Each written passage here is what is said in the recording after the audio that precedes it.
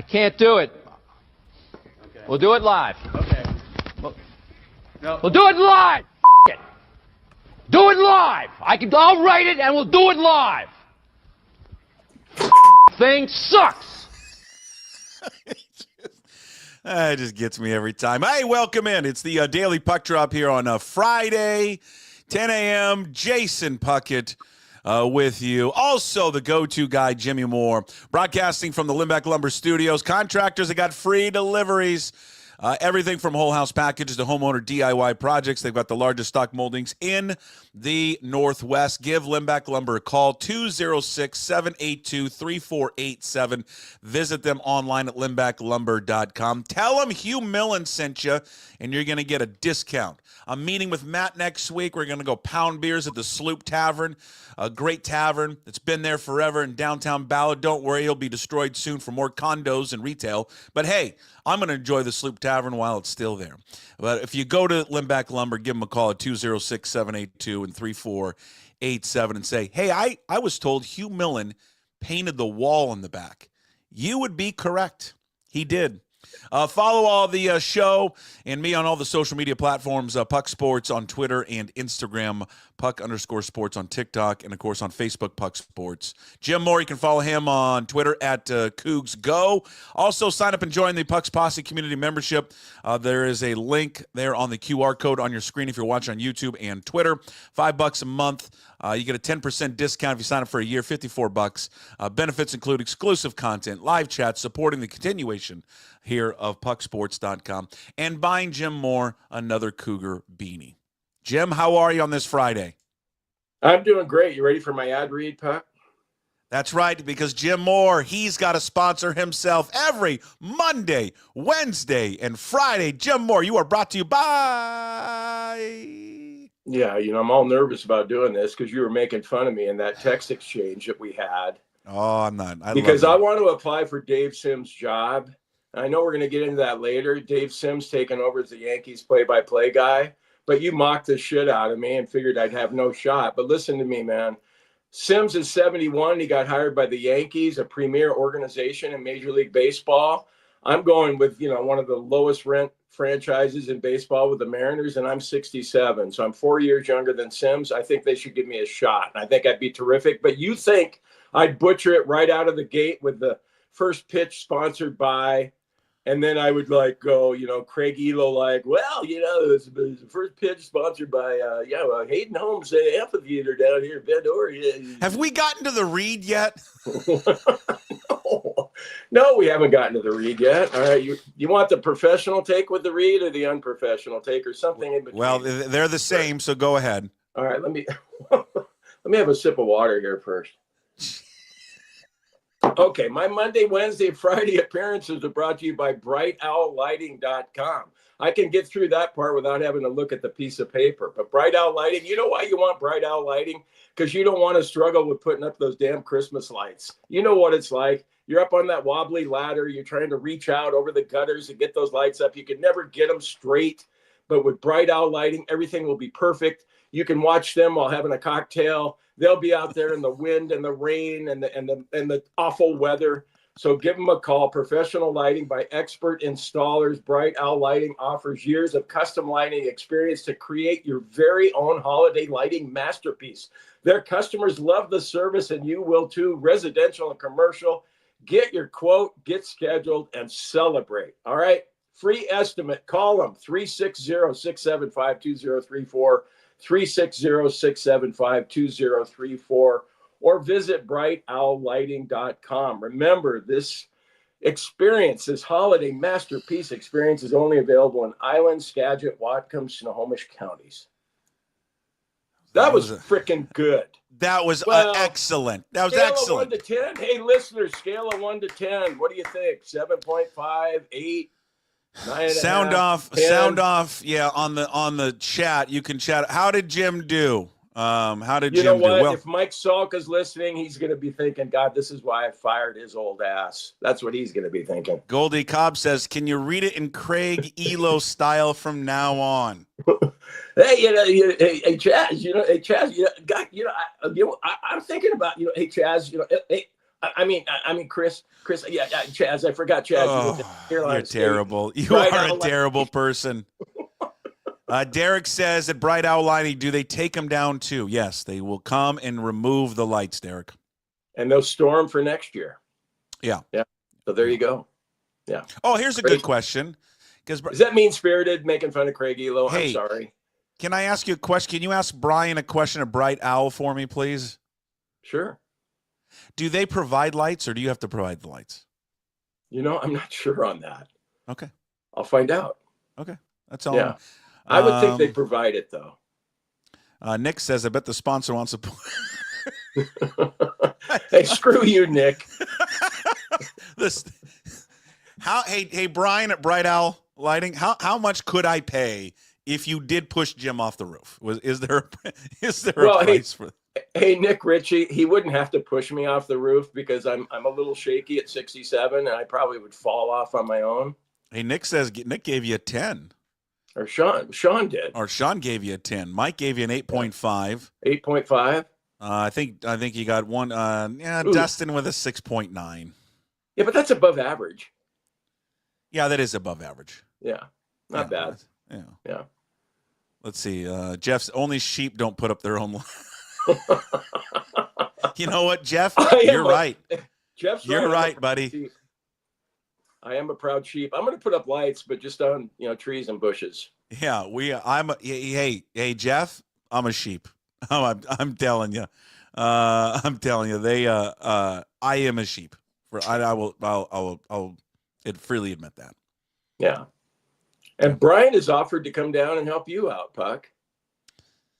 Yes, I told you. Yeah, I said, hey, Brian, come down, I'll pay your gas money. He said he's going to come on down. So I'm telling you, you got to use Bright Owl Lighting.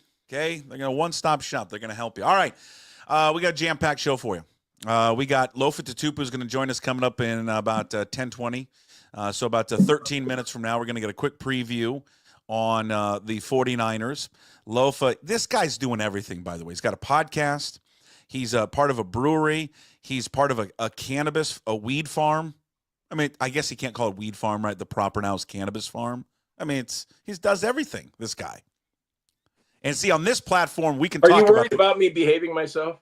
No, I'm not worried at all. But on this platform, there are no rules, so we can promote the Cannabis Farm. That's what I love about this.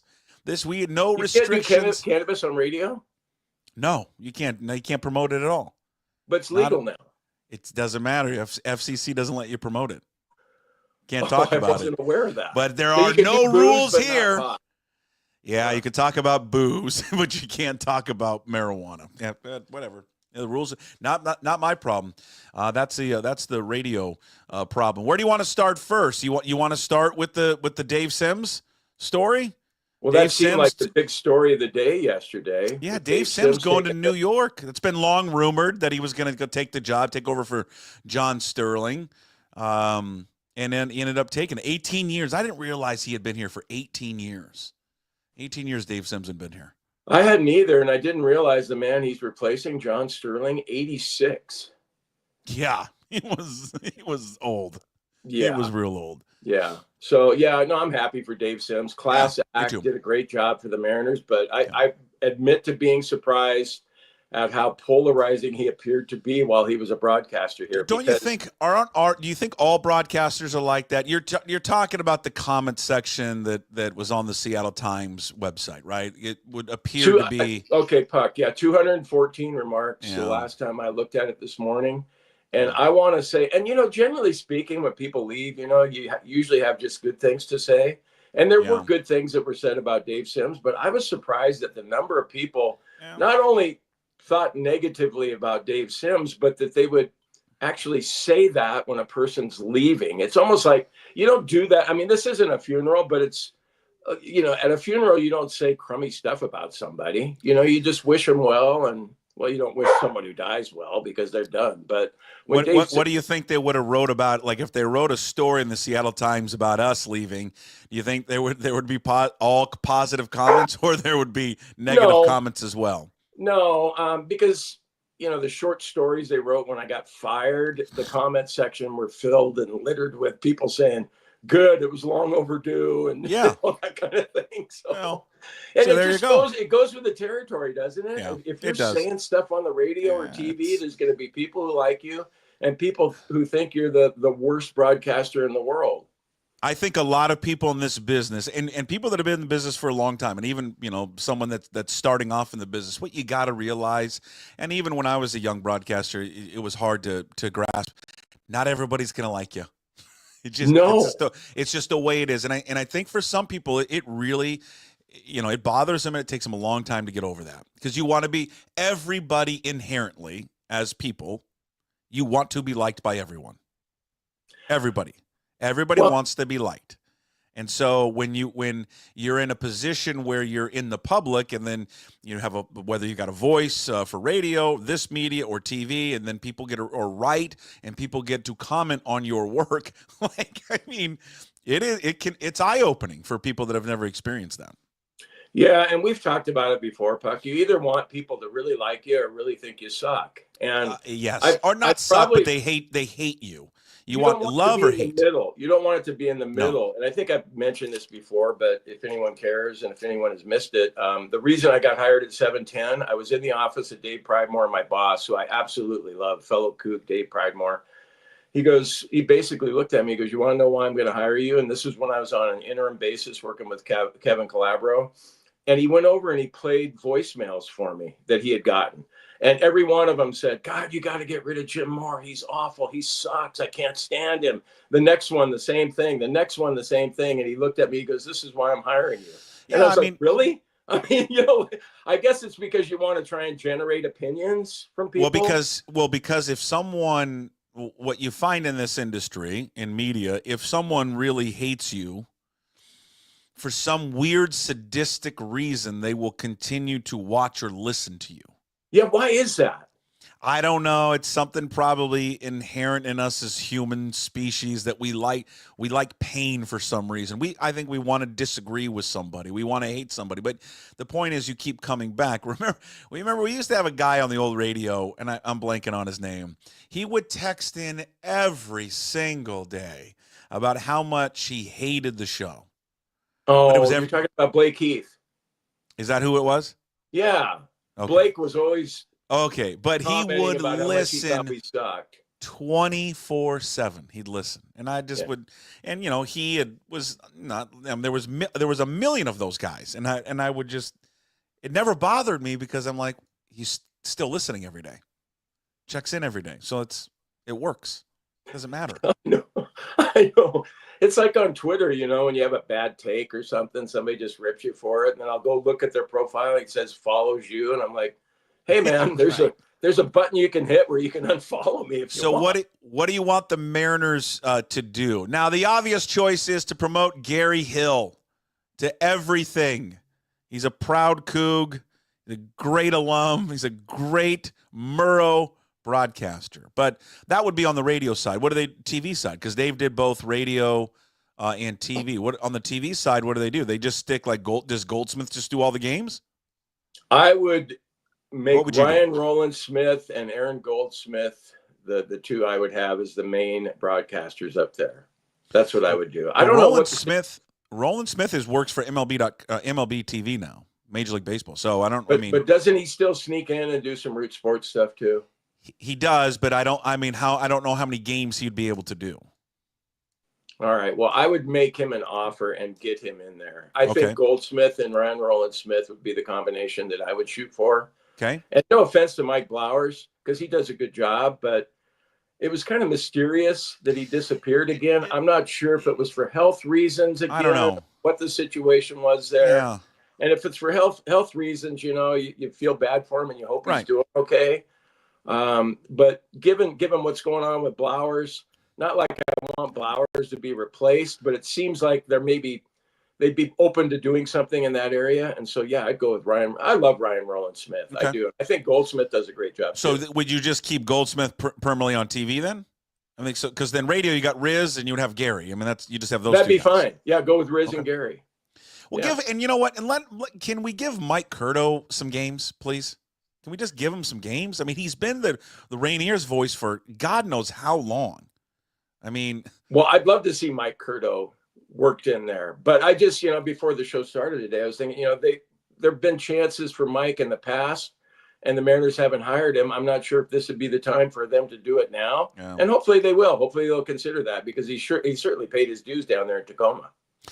Well, I mean, other, TV guys that they could use. I mean, I'd like to see. I'm a big fan of Angie as an analyst. I do. I love listening to her talk baseball. And again, but that's not going to be everyone's cup of tea. She's going to be probably polarizing, like all of us are going to be, and that's fine. It's okay. Not everyone's going to like someone, but I'd like to see her call more games. And shoot, she could do the play-by-play. I don't care, but I like her in the analyst role. I learn a ton listening to her talk baseball. She's got a great baseball mind, and so I'd like to see that. But I know Brad's filled in a few times doing the play-by-play on TV. I don't know if that's something he'd like to do. I'd like to see maybe a little bit more of that. Maybe give Kruger some more games. I'm with you. What I'd like to pull off the reins on him a little bit. And just let them. I'm going to tell you this right now. I got a baseball off-season show that's going to be coming out next week. It's all of our baseball guests. So it's Bill, Brad, Duquette, Divish, and Adam Jude. It's going to come out next week. It's going to be part of the Puck's Posse community membership. So if you're not a member, you won't be able to watch or listen to it. If you want to listen to it, you go sign up. Get the QR code, go to PuckSports.com, sign up, $5 a month, 10% off. You get it for a year for $54. But it's going to be some of our exclusive content that we're going to have. I have taped already Kruger and Brad. I did it yesterday. It's like 45 minutes. It's sensational because I call it Root Sports After Dark. And they if you just, it's not like they went and killed the franchise or anything, but they just, were honest, and it's refreshing, and it's okay. I don't think I would hope that the ownership would just understand it's okay to be honest and not, and let them speak their minds, how they feel. You're not going to alienate your fan base because the majority of your fan base feels the same way as they do. That's always been a tough one for me. It really has. I have never understood that. Maybe it's just, the training I got at the Murrow School of Communication, where you're supposed to be objective when you cover a team and not slant it toward the home team. I just get sick of having smoke blown up our skirts about this team sometimes, like it's always, what's the baseball term? He's scuffling a little bit, but I'm sure he's going to come out of it tonight. He's my click to pick. Well, shit, there's a better chance the guy will scuffle the rest of the season, And so just tell me that. I don't want to hear the bullshit. I really don't. I just be straightforward with it. And that's what I like about Kruger. And, I like Brad too, but I understand it's a fine line they have to walk to keep their jobs. And I think Kruger has finally just said, fuck it, man. I'm in my 60s now, and I'm just going to tell Puck, what I really think about it. And if they don't like it, that's too bad. And so, yeah, I just appreciate it when people are more candid and not just sugarcoating everything. And that's, uncensored Angie in the booth. Can you imagine? Oh, like if it was podcast style Angie? Oh, I'm sure she just would swear up a storm. That's what I've told them many times. What I'd want was a microphone, like when I was there a lot, a microphone and a camera inside that press box for her and for Kruger and Brad. And I'm telling you, if we put that behind a paywall, you'd pay $100 a month. It's unbelievable. It's unbelievable how good it is. I can't even tell you how much I love Angie. I just if they could just unleash Angie, it would be fantastic. And I've seen the criticisms of Angie. Oh, she talks too much. Well, you know what? If she didn't talk very often, you'd say she doesn't talk enough. But that goes back to our win. You can't win. But that goes back to our point. I mean, you're not going to appeal. You're not going to appeal to everyone. You're not going to appease to everyone. There's always, you know what I mean? There's always going to be someone that likes you and dislikes you. But that's okay. There's nothing wrong with that. You're never going to have, I guarantee, there was people that probably didn't like Niehaus. Guaranteed. Oh, yeah, not many though. But I was thinking about that. You're right. I mean, people either like you or don't like it. But Kevin Calabro, what was his approval rating? It had to be in the 90%. Well, Probably range, don't they? high, yes, I would agree. But I guarantee there's got to be someone out there that didn't like Calabro. Oh yeah, I'm sure, but minority. Yeah. So the thing with Dave Sims though, it was, I don't know. I don't want to say it was surprising because I've heard critical comments about him in the past, but I just thought it's going to sound rich coming from me, but I thought it was inappropriate at the time to trash him on the way out of town. Yeah. Well, that might have been one of those times. That might have been one of those times they turn off the comment section. This is coming from a guy that's making fun of Craig Elo doing the best he can. Oh, God, you make fun of Craig Elo all the freaking time. Oh, God, I mean, come on. It's pretty obvious how bad he is, and they keep bringing it back. I'm sorry. Yeah, I hear you. Wait a minute. And then somebody's going to go, well, God, it's pretty obvious how shitty you are too, Jim, and Puck keeps bringing you back. Hey, let's talk. You want to get a Seahawks 49ers preview with a man that's got his hands in everything? Podcasting, beer, cannabis. One of the best linebackers in Seahawks history, ladies and gentlemen. Lofa Tatupu. Number 1 in your hearts, number 51 in your program. He joins us here, PuckSports, preview 49ers, Seahawks. Lofa, how are you, sir? I'm doing great, man. I'm with you guys. Fuck being censored. That's what I'm talking about. No one wants a censorship. It's bad news for everyone. Hey, I already know what you got your hands into. You tell Jim all the stuff that you're doing right now. You promote all of it. Because you're doing one-stop shop. It's amazing all the stuff you're doing. So Cannabis 1937 Farms out in Duval. We're actually building out a grow now. We've been doing it for, God, what year is this? 2024. It's probably about 10 years now. And so and if you scroll down a little bit, you could see we built out 5 more hybrid greenhouses, passed the conditional use permit to approve that by the county. So big things coming in 2025. It's been a lot of work and it's been a lot of fun, but doing that with my brothers, Jeff and Matt McCoy. Matt McCoy might sound familiar because he was a Hawk for 2 years. And he's a beast, man, on and off the field. And so this is one of our projects, 1937 Farms. You can find it at a lot of retails out here in the I-502 legal recreational cannabis. And I owe a lot to cannabis, man. It changed the trajectory of my post-football career, or life, I should say, just in terms of health and wellness. And just trying to help change the narrative and the stigma around it. So that's one of the first things that kind of segued into my transition to life post football. And still love football. I cover it with the All Day podcast. So you can find that on YouTube. That's been fun. I just get to talk, Seahawks, and then also we look around the league, the NFL, and football. I'll never leave football completely. Right? I miss it. I coached for 2 years in 15 and 16. That's what brought me back here, and I just stayed put. And then recently just launched a beer line with 2 names you'll probably remember, Hall of Famer Walter Jones, and soon to be, I believe, Hall of Fame Cam Chancellor when he's eligible, one of the best safeties of his generation. And that's Savage Brewing Company. It's out of Kirkland. And we launch into 50 Safeways out of the 183 stores they have. So been very busy. And then I got 2 kids, on the side. Those And then you got that. I got a 13-year-old and a 10-year-old, and they keep me very busy. The 13-year-old's finally into sports the last couple of years, so that's been awesome. I coached his flag football team. It was a great time. And then he plays basketball, and he's taller than me at 13. Oh, he's over 6 feet. He's probably the first male Tatupu over 6 feet. And and then my youngest, he's 10, and he's very big into video games and digital art. So cool. I think he might be like a designer or something of that nature.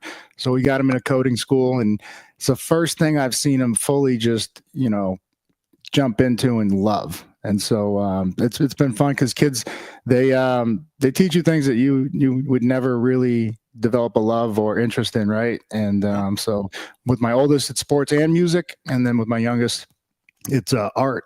And so I should actually probably ask him to design some of these. I don't know if that's legal because he's not 21, but design some of my stuff. Yeah, I love the cans. I mean, the Cam Chance. I love the big malt Jones Lager. That's just sensational. Big malt, baby. Yeah, Jim, he's doing everything. You and I, we're doing nothing.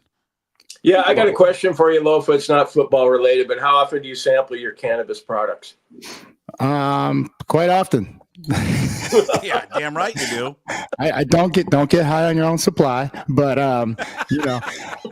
medicinally, I use it. It just keeps me balanced, right? I think that's the biggest misrepresentation of the plant is that it therapeutically or medicinally can be used in a way that just balances you out. Like you're not high like the old stigma, the stoner stigma.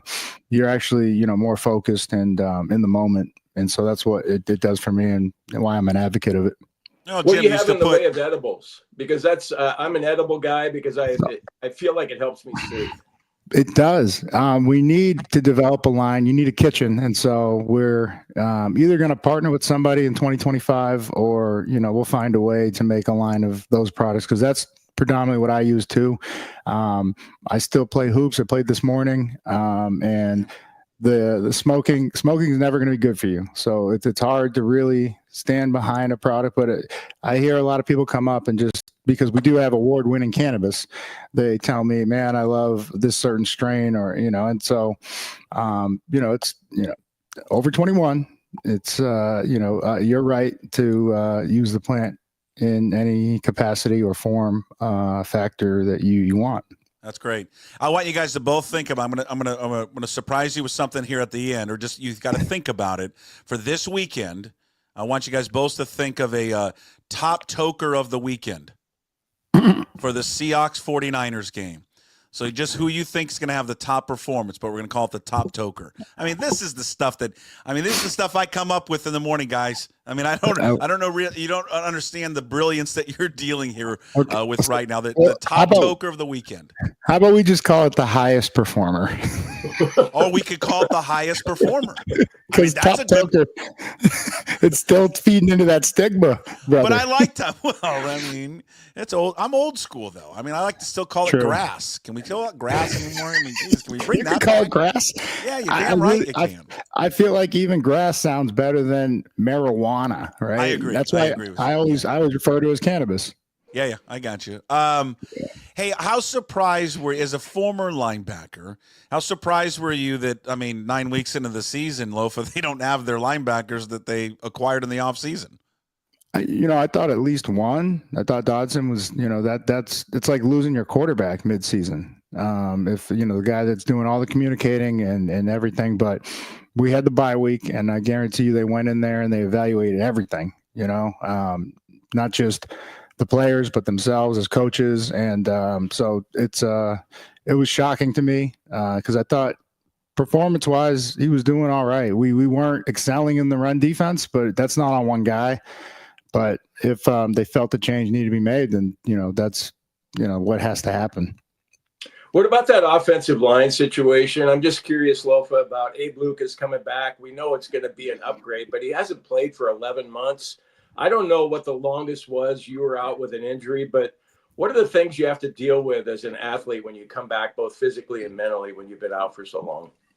I think, physically, you hit some certain metrics or barriers, like they and they're like, all right, you're cleared to play. Does that mean you're healthy? No, absolutely not.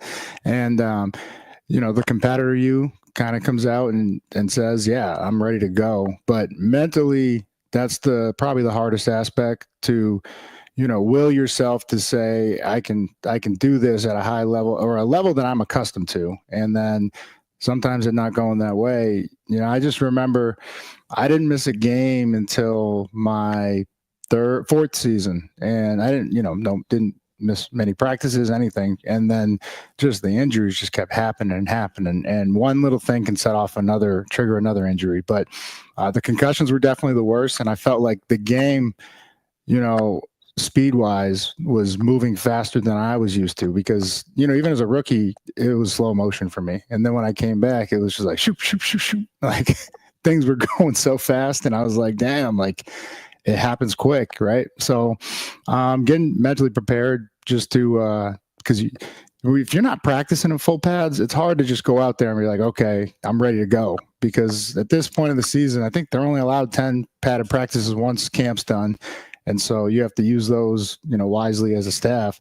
But it's hard to get that work to, you know, compare to what the live action is. What's missing from them defensively? I mean, just overall, I mean, maybe it's an overall question of, you know, to our eyes, they look sloppy and kind of undisciplined at times. And I don't know if you attribute, you know, Lofa that to just a new staff, but as a former player, when you watch them, just like the pre-snap stuff and all the penalties, do they look sloppy and undisciplined to you?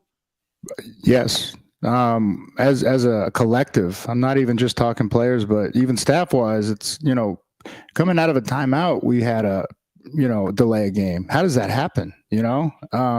And does that mean we have too much volume in terms of information that we're trying to get across, or the guys aren't getting it quick enough? Because I know Gino's capable. I know he's capable of handling, you know, the information, but it looks like we move much better as an offense in terms when he's in control. Like they go that kind of, it's not quite no huddle, but they just get to the line a little quicker. So now you got the full play clock, and he can use the motion or shifts, because I do love that Grubb does that. The motion and shifts, they give so much information to the quarterback pre-snap that, you know, it's over, because Gino can pick you apart if he's got time.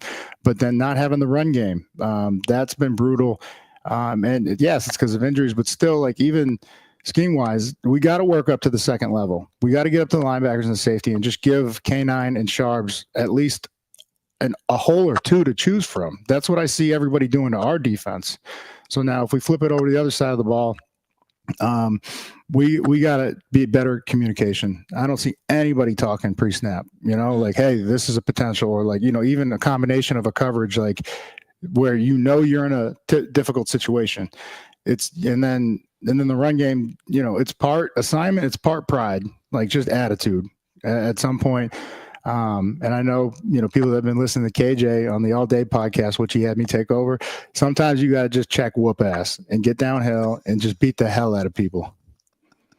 Hey, Lofa, what do you think about, I'm just wondering the mental aspect of, I mean, certain teams, certain rivalries, there's one team that owns the other. Like Buffalo always seems to beat Miami. This week, Kansas City's going to Buffalo, and Kansas City always seems to get the better of the Bills. With the Seahawks, I mean, San Francisco has a talent edge, but it seems like it's a team you need to get over the hump, and they've been unable to do that. Is that something the players think about at all, or do you just go into the one game at a time routine? One game at a time for sure. But there is a pattern, right? And that can't be ignored. So to what you're saying, when I got here as a rookie, I remember there was a lot of talk about the Rams, who had reeled off like 6 or 7 straight, including one was a playoff loss at home that the Hawks suffered. And there was just like extra tension and everything. And I'm a rookie, and I'm still not asserting myself. I'm still trying to earn respect. But I was like, man, fuck these guys. Like they're just another team. And we just, you know, need to finish. We need to start, and we need to finish. And that's when I went back and watched the games previous, right? That I wasn't there for the year before and 2 years before.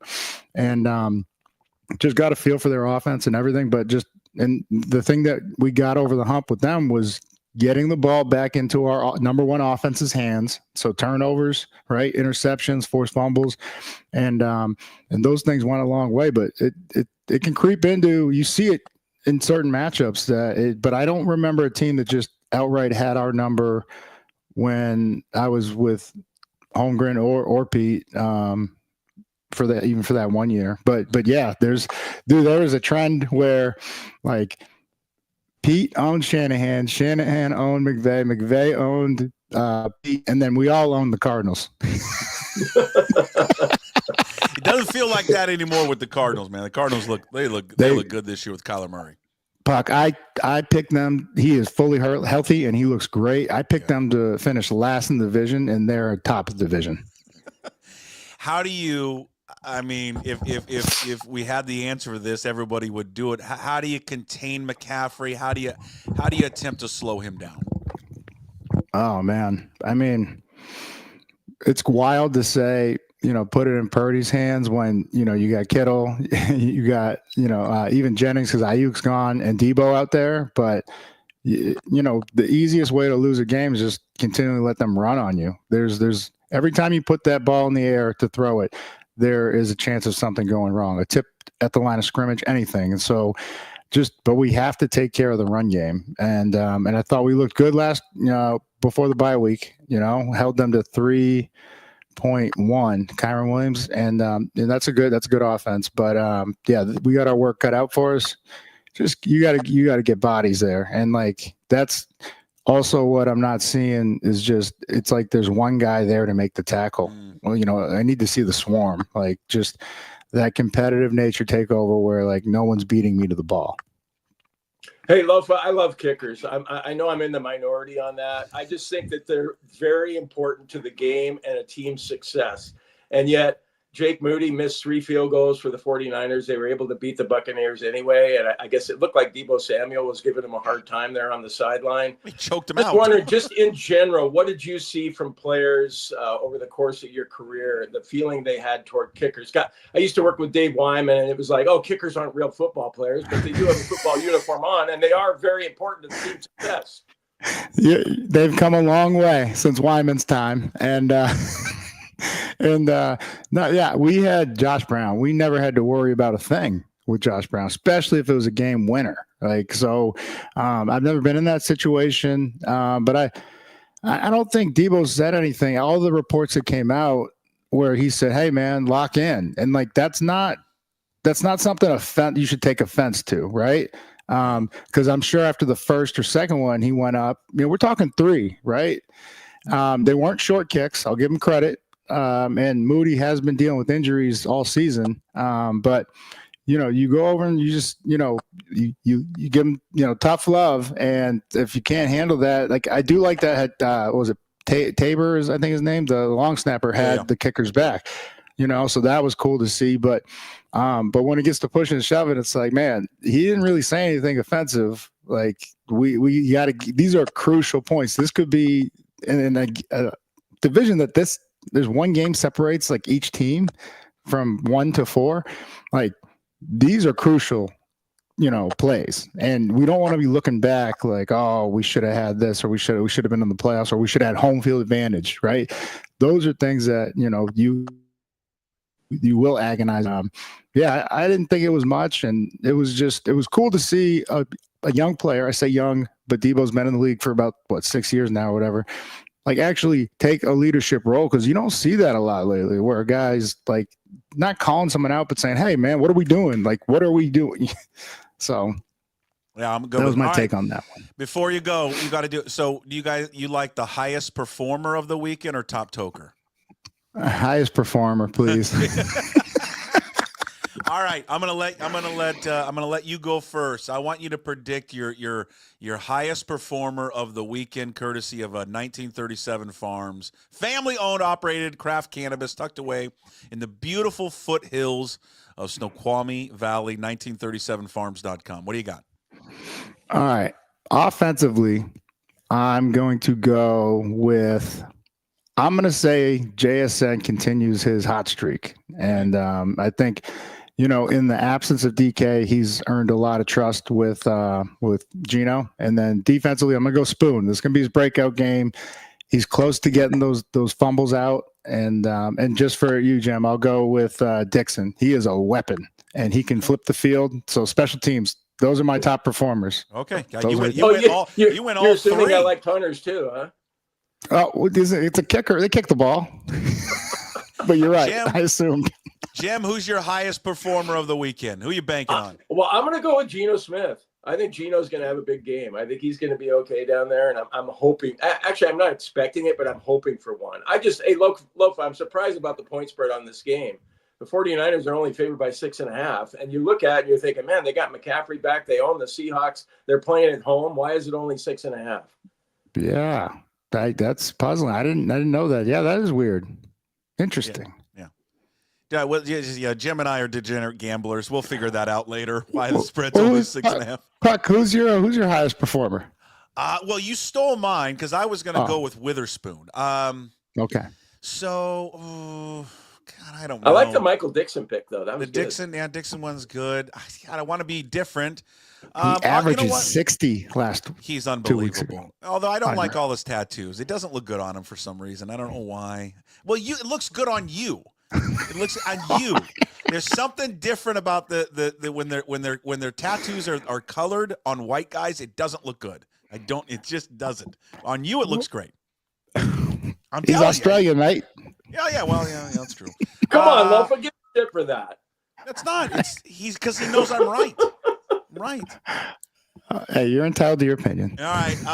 I'm gonna go with. I'll go with DK. He's gonna be my highest performer of the weekend. I think he's back. He always has good games against these guys for the most part. At least the last few games he did. I'll go with DK Metcalf. All right. The highest. DK's fast, really? God, that was really insightful there. Yeah. Who did you went with Geno Smith, who's never beaten him, you idiot. Hey, Lofa, DK's fast. Very fast. All right, highest performer of the weekend, courtesy of 1937 Farms, family-owned and operated craft cannabis farm tucked away in the foothills of Western Washington, Snoqualmie Valley. 1937farms.com. You can also follow them on Instagram at 1937 Farms. Also, Savage Brewery as well. Somebody wanted to add a question for you. Oh yeah. Okay. Is it in stores? It is in Safeway. It will be. I think we ran out of camps. Everybody loved the hazy IPA, right? Yep. I mean, we are in craft territory, craft brew territory up here. But so I think cams will hit shelves next week. And 50 stores. We're trying to narrow down the store locator so we can tell everybody exactly where it is. We'll have links for that. Okay. But I think mine and Walt's will be in stores as of tomorrow. And so we're releasing a part 2 of our commercial on Instagram tomorrow because we did a part 1, which was pretty good. Perfect. Thanks for doing it. Let's do it again. You're the best, and we'll see you down the road. Thanks, Lofa. I appreciate you guys. I'm happy to join anytime. Okay, there he is. Thanks, Lofa Tatupu. I'm telling you, guys, do everything, man. Everything. How come you never talk about everything I'm doing? Well, what are you doing? Well, not much, but I'd appreciate the promotion anyway. I promote the hell out of you. My God, man. What else do you want me to promote, for God's sakes? Hey, Lofa was fun. He's great. I love everything that he's into. The 1937 Farms. I like Top Toker, but if we want to go with the highest performer of the weekend, that's fine. Yeah. I mean, Top Toker. He's the guest, and if that's what he wants. He's the guest. If he wants that, he can have that. You know what? I've got to be, I can't run everything, Jim. You know what I mean? No, I know that, Puck. Can't do that. Let's you want to welcome our next guest on, ladies and gentlemen. To get some sports handicapping advice. It's our good friend. It's Troy West from TroyWins.com. Troy, good to see you. How are you? Doing great, guys. We've got a beautiful Seattle day today. Surprised you're not out golfing, Puck.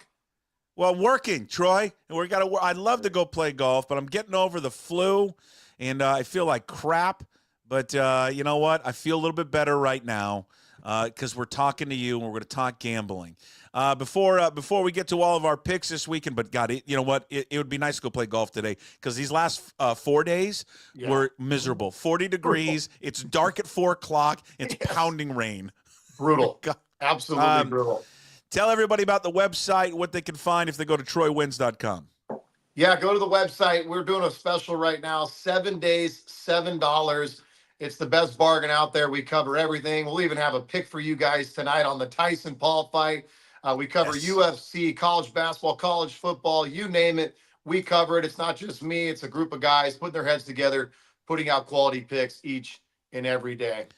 Hey, tell me about this Winning Edge, Mastering the Sports Betting with Troy West. When's that coming out? That's coming out in the next couple of weeks, guys. It's been a long process. Jim, you better be the first buyer. You better be the first buyer. Yeah, I might be, Troy. I had the Commanders in 4 last night. It looked good for the longest time until it didn't. I agree. It looked good for about a half. That was about it. But Well, you got weekly memberships, you got monthly, you got yearly, you got the winner circle, all up at TroyWins.com. All right. It's a one-stop shop, including the fight tonight. What's the gambling advice tonight for the Jake Paul Mike Tyson fight? This thing is set at over and under 5.5 rounds. It's an 8-round fight. I do think it goes over that 5.5. I'm not sure anybody's going to get knocked out in this fight. 8 2-minute rounds. I don't like the fact that it's 2-minute rounds, but Yeah. I think it's going to be entertaining. We'll see. A lot of money involved in it, but I think there's too much money involved to just have two guys tap dance around. So I think we're going to see a good fight tonight. And they have bigger gloves too. That's the other bigger gloves. I want Tyson. I'm going to get to this later in Hey What the Puck. I want Tyson to murder him. I do too. Because I want the younger people that don't remember him to realize what a badass he was. And I want him to murder the guy. He came out and gave him a pretty nice slap the other day. Did you see the slap? Holy smokes. Yeah. Okay. Yeah, Troy, I got a question about that. I had a buddy who called me and said, "Hey, I want to put $100 on Tyson," and Tyson's a 2-1 underdog. And I thought about betting it on my site, and then I thought, screw it. I'm going to book it myself. I think the younger guy is going to win. 31-year age advantage over Mike Tyson. We all remember Tyson in his prime, and that we're not going to see that tonight. I don't know shit about Jake Paul, honestly, but I'm going to book the damn bet because I think the younger guy's going to win. Have you seen Tyson work out, though, what he's been doing? I don't care, Puck. He's 58 years old. All right. I just hope he doesn't get hurt. That's what I'm hoping. Okay. What, Paul or Tyson? Tyson. Tyson's not going to get hurt. He's 58 years old. He's a natural born killer. He's not going to get hurt by... When did Foreman come back? When he was 50? He's not going to get hurt by Jake Paul. Okay. Am I on the wrong side Jim? of this? You got Am I Netflix? on the wrong side of the bet? We'll see. He's favored. He's favored for a reason. I don't want to hear we'll see. You're a handicapper. I like Mike Tyson. I like. Do you? Hey, Jim, $100. I'll take Tyson. Ooh, there you go, Jim. Straight up? Straight up, I'll take Tyson. $100. Okay. God, fish on. Jesus. There you go. Christ. Really? You didn't even have to go to your Let sports me get my rod out. I didn't even have to get my rod out. Here, I'll bring it out now. Ooh, I'm reeling another one in. One's an actual fighter. The other was a YouTube star. Okay. He's 28 years old or 27. Yeah, doesn't matter. Okay. All right. It's going to be interesting. How do you watch this damn thing anyway? Netflix. You got to have Netflix, Jim. They got that out there, don't they? Okay, so what time is that thing going to tee off? It's 5 o'clock, right, Troy? 5:30? 5 or 5:30? Yeah, they do have a couple opening matchups, which I've actually heard that the women's fight is must see. I've been told by some guys that are very into the sport that this might be one of the best women's boxing matches of all time. Let's go. Cat fighting? I've been serious. Like undercover brother in the ring. It's awesome. Can they have a shower too? Undercover brother. Jesus. Let's get to the games. There's a lot of great games. It's a great sports night. It really is an unbelievable sports night. Let's at the end of it too. We're each gonna go around and we're gonna do something new this week. I'll compile it for the rest of the year. The dogs of the week. Each of us have got to pick an underdog, and then we'll see who throughout the rest of the season does the best. Also, keep in mind, and pay special close attention to Troy's lock of the week, because at the end of the show, and hopefully I'll remember, I'll ask the audience what it is. First one with the response to tweet it out to me, or to tweet it out to me, will get a $25 free play there at TroyWins.com. All right, let's start. Husky Stadium. Apparently, it's a Warcraft game. It's like a video game, something they're doing over there. I don't know what they're doing. Washington's favored by 4.5 against the Bruins. Troy, who do you like? Yeah, this line's climbing. It's a must-win. Washington's been really good at home. UCLA, one of the better stories so far. I mean, Deshaun Foster, we thought would be a nothing burger, and he's done a pretty good job the last few weeks. They've turned their season around.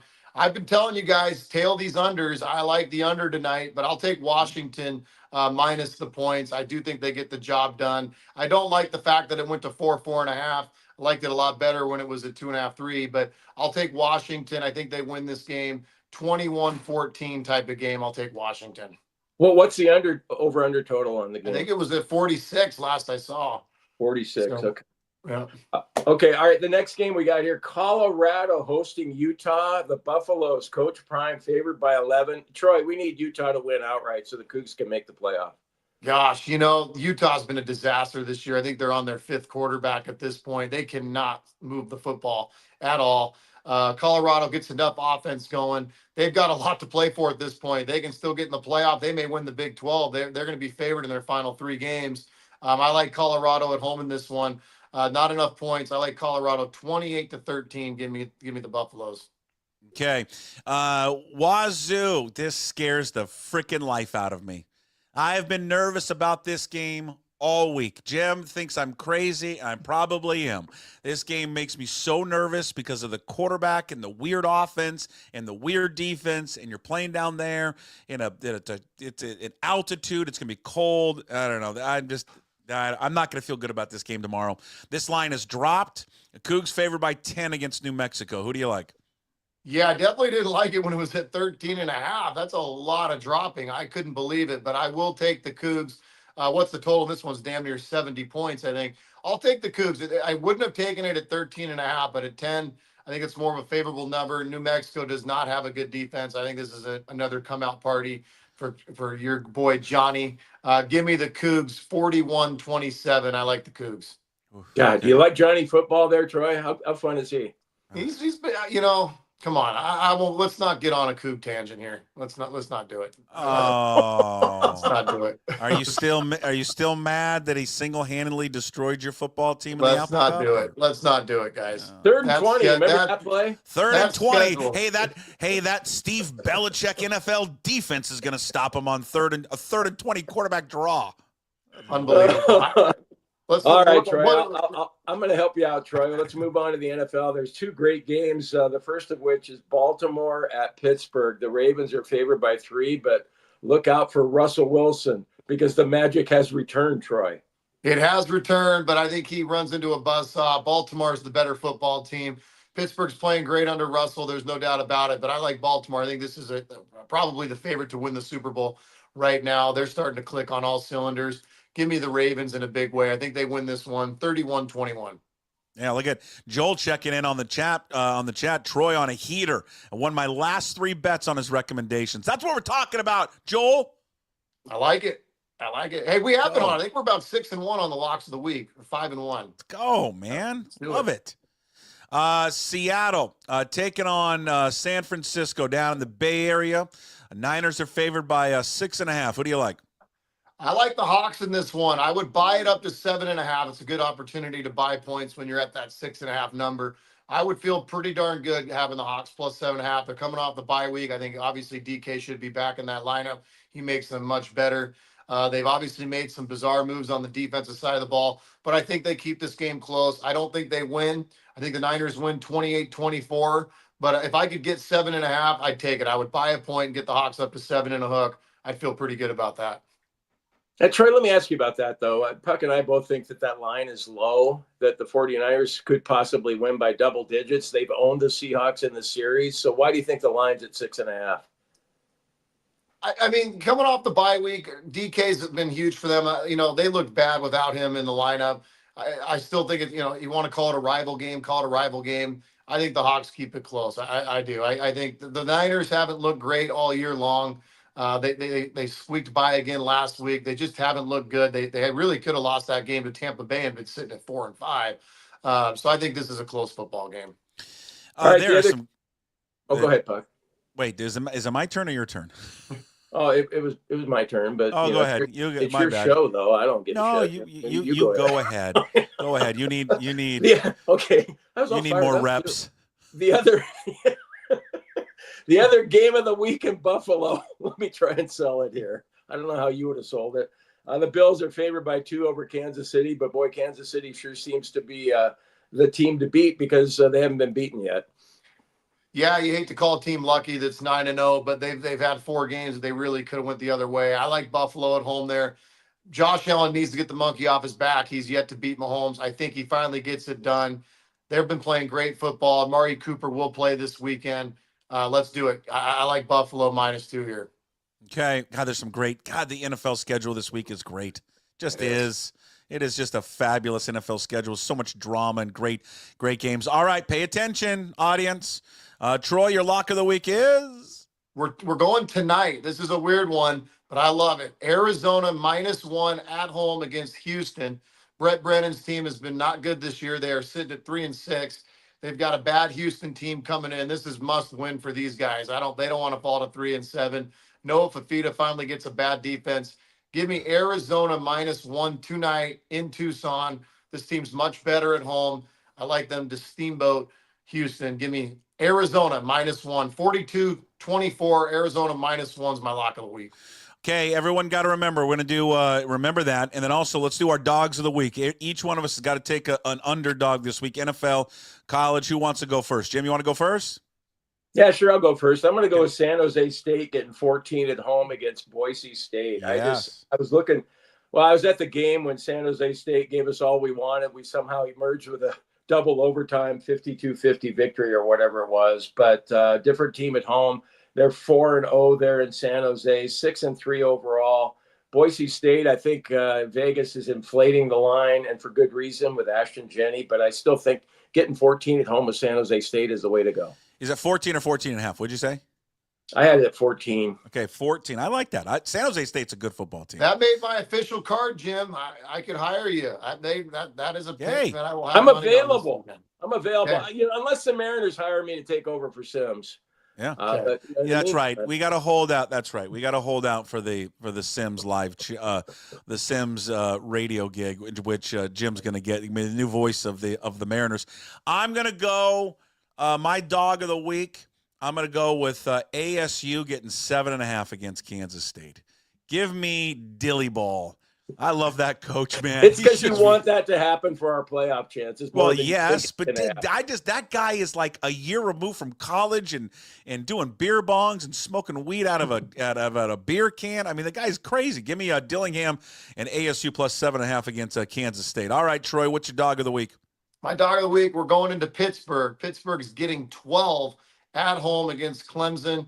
Both teams are 7-2. It's a big game in Pittsburgh. Clemson's playing really good ball right now under Dabo, but I like Pittsburgh plus 12 at home as my dog of the week. They keep this one close. 12's a lot of points to give a home dog. Give me Pittsburgh plus 12 at home against Clemson. All right, before you leave us, Troy, tell us about, for people who haven't gone there, who haven't signed up, tell them what you get if they go visit TroyWins.com.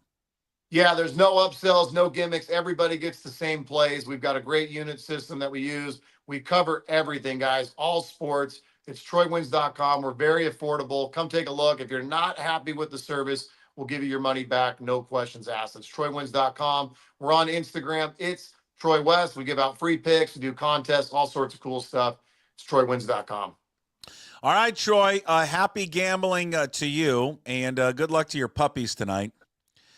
Jim and I both agree, go Bruins. It'll be interesting. This is a must-have. You do not want to be 5-7 and miss a bowl game in your first year. So, Jed Fish has got to get this one tonight. He's got to do it. All right, have a great weekend, Troy, and we'll talk to you next week. Thank you, guys. All right, there he is, Troy. Wins.com. Troy with us every single Friday giving your gambling advice. All right. So our dogs of the week, I got ASU plus 7.5 against Kansas State. Jim's got San Jose State plus 14 against Boise.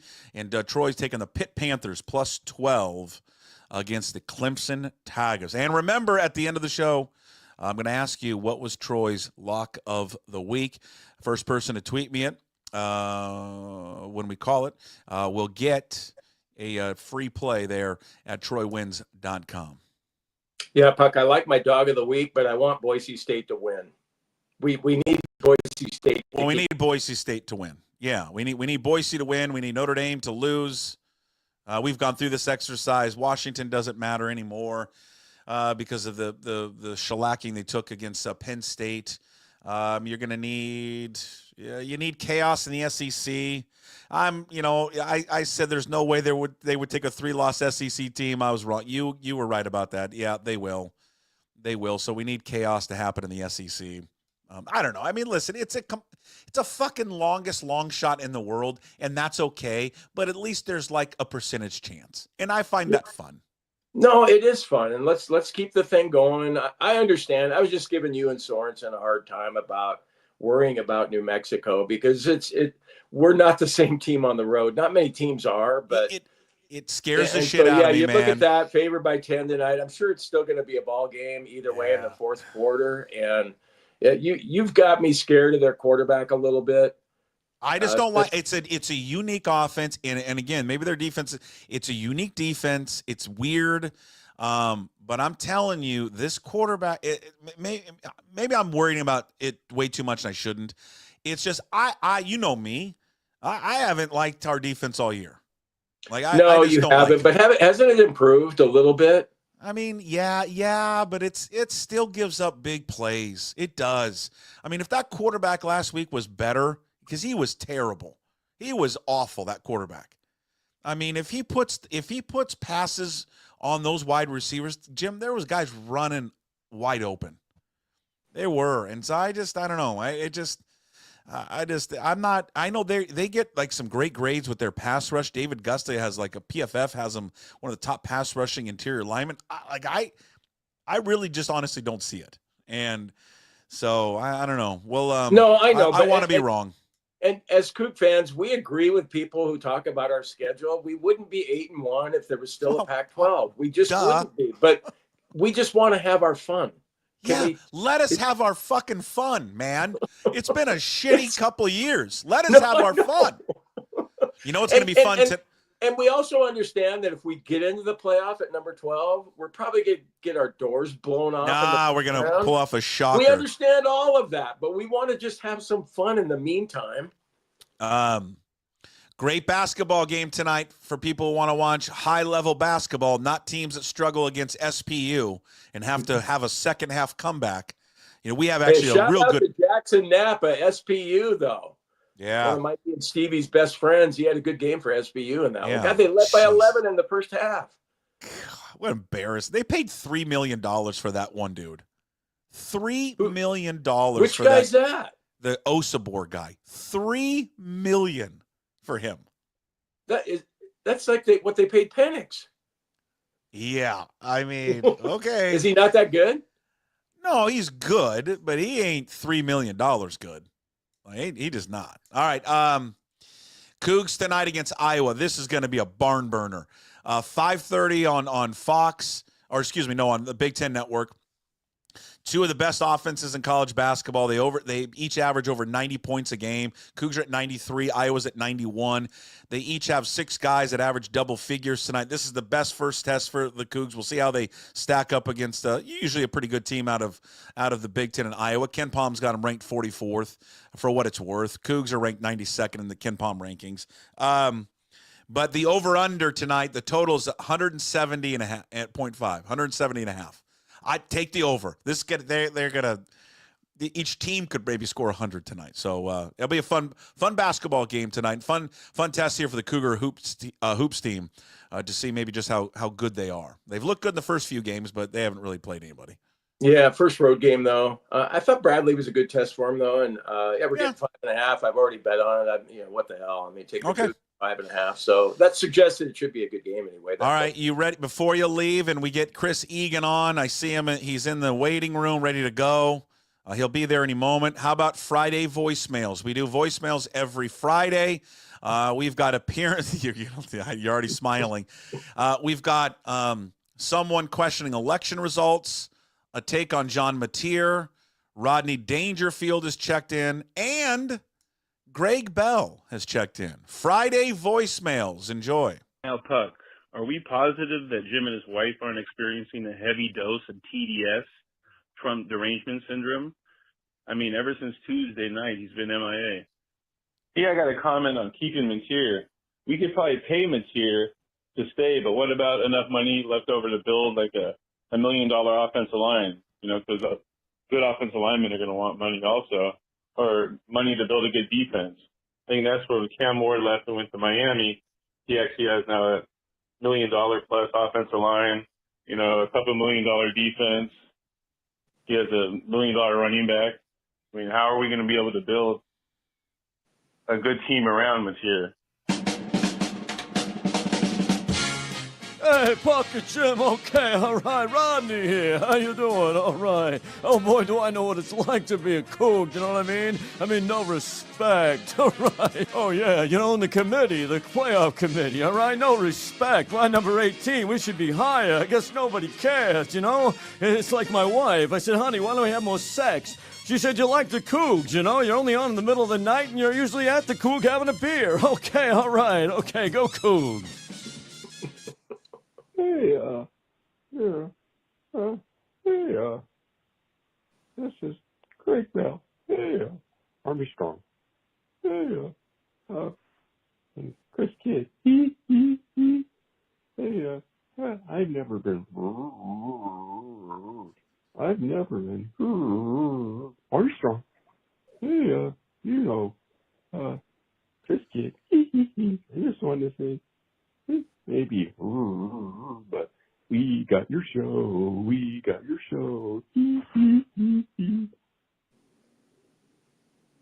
Thoughts, voicemails, Friday voicemails. Do you like when I play them all continuously, or would you rather stop them and react to each one? I think you should stop them and react to each one. Okay, stop to react to each one. We had somebody that called you out on the election because you didn't get the result that you wanted, so then you didn't do the shows last week. Someone is saying, why can we may not be able to afford John Mateer because we got to spend money on other players. Rodney Dangerfield checking in, and then Greg Bell there at the end. What did you? Hey, Greg, you don't got to brag that you took our show. That's not funny, and it's not appropriate. Come on. Not low cool. blow. The reason I miss the shows, though, is because I'm, such a great husband. I was caring for my wife. It didn't have anything to do with the election, although the voicemailer's right. I voted for the other person. Yeah. So, yeah. What did you think of the voicemail? What did you think of Rodney? What did you think of the new voicemail character, Greg Bell? I thought Rodney did a good job, although I sensed a little Dick Vitale in there. Yeah. I wasn't quite sure who we were listening to, but I appreciate the effort there, and I hope he'll continue to call. And Greg Bell, I've got mixed feelings about that because I know he's in a tough spot there because he's filling in for two guys who are a juggernaut in the radio business. And, legends. It's impossible to replace those guys because they were so fucking good. They were. It's unbelievable to think that they made a change there at KJR, but they're buffoons over there, and they did it anyway, and now they're reaping what they deserve now. Yeah, to be fair, I mean, one of us had walked away on their own. Yes, one of us did. Yes, and one of us was kind of blindsided by the news that I wouldn't be there anymore. But we take shots at everyone. Listen, Greg Bell, though, I mean, he's filling in. I understand how hard it is being a newspaper guy myself, trying to do radio, and so he's doing the best he can with it, and he's running with it, and he might end up getting the permanent job. Who knows? Yeah, who knows? All right, enjoy your weekend. Friday voicemails in the books. I agree with you. I'll stop. I ran it all the way through for some reason. I wanted to see if that played out. I agree with you. It's better just to stop it after each one. So I'll do that next week. Okay. Do you still have my Venmo address? Because I'd like to see $100 appear tonight at some point after Jake Paul demolishes Mike Tyson. Oh, my God. I mean, Puck, you're wrong on that one. Okay. All right. Well, we'll see. I'm betting with my heart a little bit, okay? Because I want Tyson to kill him. All right. Have a wonderful weekend. We'll talk to you on Monday. All right, Puck. Take care. Go Cougs. Go Cougs. Jim Morris appearances every Monday, Wednesday, and Friday brought to you by Bright Owl Lighting, professional Christmas lighting expert installers, and also a Clean Streak, a professional window exterior cleaning services. All right, it's that time. He's been in the backstage waiting patiently.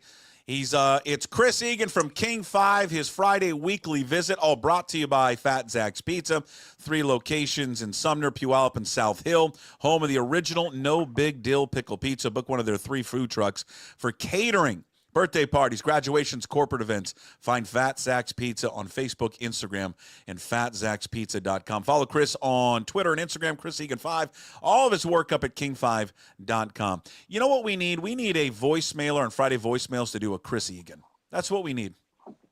I need a Chris Egan. Always positive, except when he's coaching U Sports, and then he doesn't become positive Chris anymore because it becomes angry Chris. No anger here, Puck. 23 years of youth coaching, Same demeanor, wins and losses. Maybe the post-game speech is a little different after a loss with the kids. But, yeah, same demeanor. Get along with all the officials, except, Weren't you thrown out of a game one time? Long time ago. There was blood on the court. There was blood on the court, and the foul was not called. And I pointed out all the blood and said, "How can we not call a foul?" Maz Vida, I love him to death, but he called a 3 seconds in the key faster than 2 seconds. So I'm not quite sure on that call this past weekend. But I'm moving forward. Is Maz Vida? Maz Vida still officiating? He is officiating. Yes, he Good is for him. officiating, and he probably called the fastest 3 in the key I've ever seen in my life. But you know what? I still love him. Love him. Hey, is Rod Marr still officiating? People that don't know, Rod Marr is the official photographer, or one of them. I think he still is, of the Seahawks. He is one of the best officials. Yeah, he does a lot of the Kinko games, a lot of the Metro games. So he's definitely one of the best in there. And here we go, Puck. I heard you and Jim talking about Mike Tyson versus Jake Paul. And, I mean, this is what I ran a basketball practice last night, and I have 8th graders. So these are 13, 14-year-olds. They're all talking about the fight. Yeah. And here's Mike Tyson. Think about this. I mean, the longevity of what he has done, his popularity. I go back to the year 1987, Edgemont Junior High. Two of my buddies, Puckett, went missing for a week. They did not show up to Edgemont Junior High. Nobody knew where they were at. And they were missing practices. They were missing school. People thought they were sick. People thought they disappeared. You want to know where they were, Puck? Where? They were in their basement with their shag carpet playing Mike Tyson Punch-Out, and they weren't going to leave until they defeated Mike Tyson. They wanted to go through Glass Joe. They wanted to go through Von Kaiser, Piston Hondo, Don Flamenco, King Hippo. I mean, and the Great Tiger, Bald Bull. I'm just pulling up all the characters, and you're naming them all. God, those were the best. Macho Man, and then you get all the way to the finals, and you got to face Tyson, and these guys were not coming back to Edgemont Junior High until they defeated Mike Tyson. Did you mention Piston Hurricane? Is it Piston Hurricane or Piston Hondo? I feel like that character switched at some point. It might have been. Yeah, might have. God, that was a great game. I remember, and then you'd be tired. You'd be tired, like you'd be tired. You're like. Oh, it was the best. You're hitting your Nintendo. I mean, I think honestly it was one of the greatest video games of all time. Yeah. I'd love to know people's reaction on that. And here we go. And I have 2 points on this boxing bout tonight. There's part of me that's nervous. There's part of me that remembers the great Mike Tyson, all the incredible knockouts, just how stellar he was in the boxing ring. And I'm also nervous that he's going to get embarrassed tonight. There's part of me that okay, here's this guy I love so much, and I don't want to see him get embarrassed. Then there's the part of me, Puck, that thinks of myself when I step on a pickleball court. 51 years of age. Same. And I get these young bucks, these 18, 19, 20, 21-year-olds that all come on there. They got spandex on. They look like they're Division I athletes, and they think they're just going to destroy me. The veteran, the person that's been there finds a way and gets the victory. And that's what I do. And so I'm thinking, you know what? Tyson has that. He has a little boxing knowledge, and little Jake Paul, doesn't have that experience. So hopefully Tyson could just land a big, knock him out already. That's what I want him to kick his ass. I want Tyson to kill him. I do too. I don't know if I'm going that far. Well, you know what I mean by kill him. I'm not. I'm not. Yeah, I don't want him to actually die in the ring, Chris. I just want him to kill him. You don't want to see an Apollo Creed drop the towel moment on live TV tonight on Netflix. Yeah, no, he's a professional. This guy's not. I mean, I know he's been boxing and doing all this stuff, and he trains and he's big and all that. He's a YouTuber. Yeah. Come on, this guy. Take the YouTuber down. Yeah. No, and I know there's some people out there, Puck, that I don't want to even talk about it. I don't care about it. This is fun. I mean, you got junior high kids, high school kids, and then you got 50-year-olds like you and I talking about it. So it's one of those. It's just a great sporting event because everybody's thinking about it. Well, it's a perfect blend for our age group because we remember Tyson. And then it's a perfect for your age group, like your son and my son, who's 11. They all know Jake Paul. I mean, my son has or used to had a cardboard cutout of Jake Paul because he used to drink Prime every day.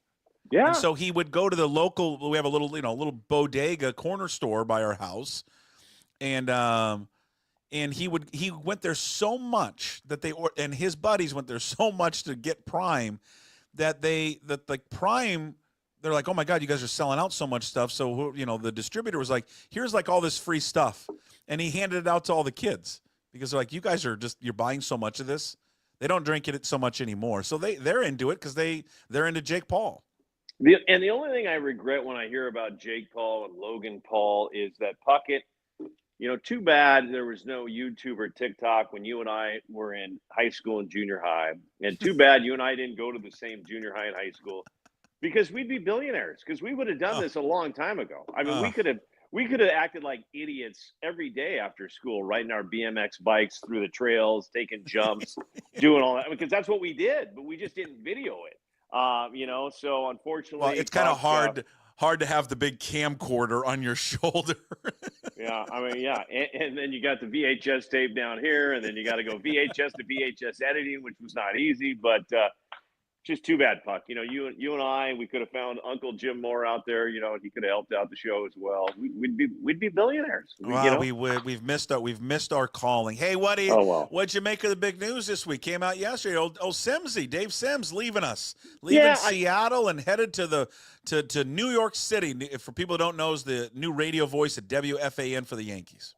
In two-part on this one. Dave has always been great to me, great guy, brings a lot of energy to the game.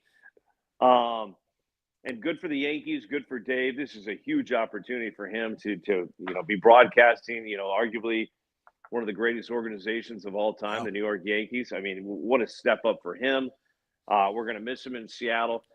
But then, and I love Dave, and I think he's done a great job for the past 20 years. But then I heard some people like comparing him to Dave Niehaus, and I'm like, ooh, yeah, I think Dave Sims is great. But for me, Puckett, when you talk about Seattle sports, there's a 1 and there's a 2.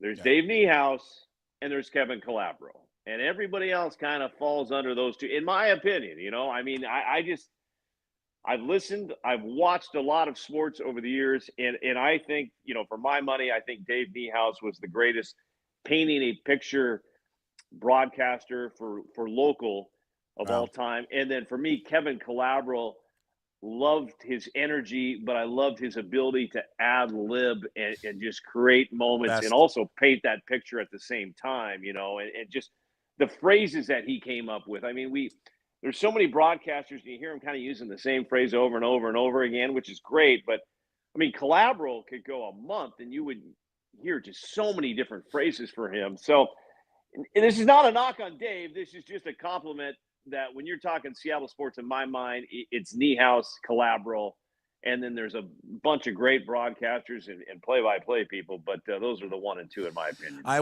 usually got to do a top 5, right? Niehaus, Calabro, probably go Rondo, Pete Gross.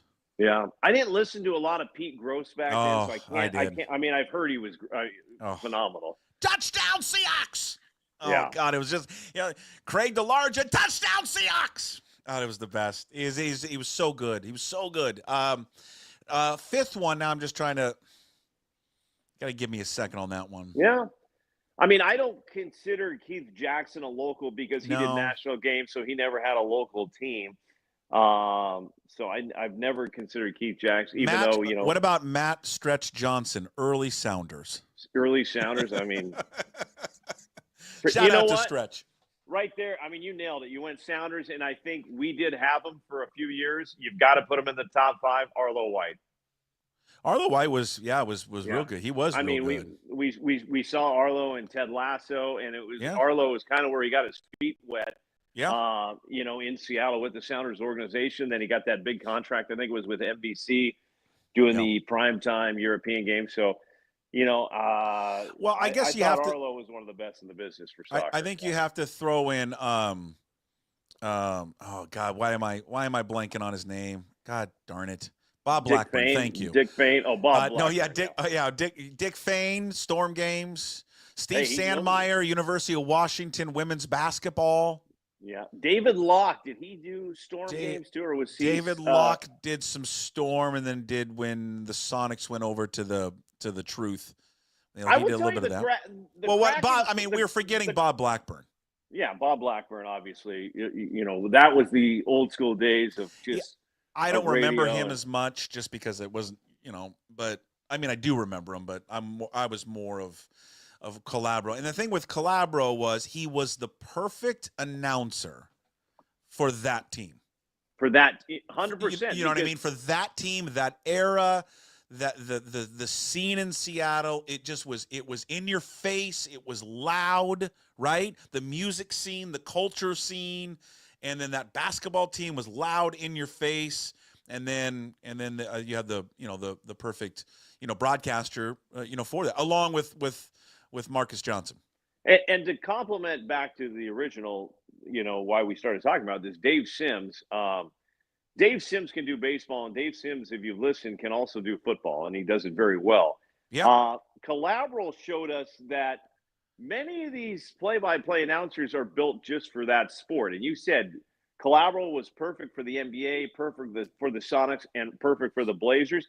You remember when the Sounders went to the MLS, they tried to have Calabro do the Sounders that first year, and soccer fans weren't having it. No, it's just different. That's a hard sport to do. And especially if you don't know it, and that's a hard one to do. A really, really hard one to do. And I agree with you, Sims. Go ahead. But I was going to say the Kraken have a pretty good crew going on right now too, though. I'm enjoying watching them. Well, Forsland does a great job. Yeah. Fitzy does a great job. I mean, Forsland's great. I would go back, go catch Furness, do some hockey. Little Portland Winterhawks. Just what the T-Birds. He's done a little hockey play-by-play on the radio. Furness is really good at it. Really good. But yeah, that the era that you brought out though, or the era you talked about, it was just the freaking golden age, man. Yeah. It was. Well, and our blessings, thoughts, and prayers to Wheeler. One of the down south, go down to Rip City Land. I mean, they don't get much better than that as well. So, and the thing about him, and I talked about him this week, Chris, is that when I went to work down there, like he befriended me, kind of took me under his wing and all that. He was a great mentor to me when I was working down there. But you don't realize, and I didn't realize it at the time. I didn't realize the impact like Bill Schonely was in that market until I moved there, until I worked in there. And then you realize how, he's beloved. He's their knee house. Yeah. And Wheeler came in there and not better. I mean, you have your choices who you like, but he became like almost as popular. He was so good. He was such a great broadcaster. Yeah, no, he was. And, we mentioned Niehaus, and Rick Riz has done a phenomenal job Riz behind Niehaus. My favorite Dave Niehaus story, Puck, is interning with Rod Simons. Rod takes me to the Kingdom for a Mariners game, and Rod's off doing something. He says, Egan, just go grab a hot dog or something. And back in the old Kingdom days, they just had the hot dogs that were on the spinning wheel for the media. And they were, how they have them at 7-Eleven. And I love them. They're rolling. And so I go over there before the game, and I'm grabbing a hot dog, and it's Niehaus comes up to me. And I'm like, oh, this is awesome. I get to meet Dave Niehaus. Sean, why don't you put me up two together, a little mustard and ketchup on the side there, if you don't mind. I'm like, what am I, the hot dog guy? So sure enough, I'm like, I'm not going to say no. So I freaking Dave Niehaus. It's Dave Niehaus. Here we go, Dave. Thank you, son. And you didn't leave me a tip at all, but that was my first encounter with Dave Niehaus.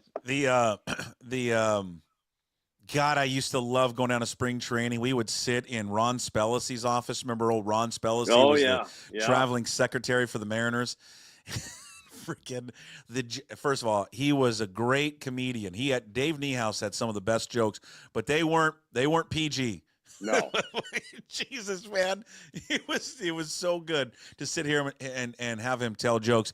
And the two greatest calls, like everybody will say, the 95, it just continues is his greatest call. I disagree. I think there's two better. One took place in a spring training game. Okay. Do you remember? And I'm blanking on the pitcher. It was a big Dominican or Cuban pitcher that we used to have. Is this where he mispronounced his name bad? No, but he threw a slider, the diabolical slider, and he goes, the stank. And I do remember that. And God, why am I blanking on who that was? He went pitched for the Yankees and got in trouble putting all the crap on his hat. Someone's going to come up with a name in the chat and will tell me. But I just loved all the diabolical slider, all the stank, and the way that he said the stank and how he described it was so good. And then the other one, if you go back, I want to say it's 95. Actually, no, it's not 95. It's Randy Johnson. It's either I'm getting too old. Randy Johnson either throwing his first no-hitter, or it's that season. And if you remember, I think it's against the Angels, and he has the line right before Johnson delivers the fastball, and he goes, branding iron hot. And just the description you think of a branding iron being hot and Randy Johnson's fastball. Yeah. Come on, man. That's poetry. And Niehaus and Calabro would do that every game. They would come up with something like that, which is just, it's just those little, I know Rabel's got his holy catfish and things like that, but it was like, I still remember Calabro talking about channeling UFOs when Ray Allen got hot one game and was hitting all these 3-pointers. And it was just those, I don't know, those are special moments. I think those two, in my mind, are the best. Dave Sims, we wish you nothing but the best in New York. Good luck to you. And now, it's going to be interesting to see where Kevin Martinez goes. I know Jason Puckett may be hot on his list. You got to get somebody. I can guarantee you, no. You don't think that's happening? Okay. I Michael Pineda was the pitcher. Michael Pineda. Yeah. Oh, the stank. I remember him. Yes, big guy.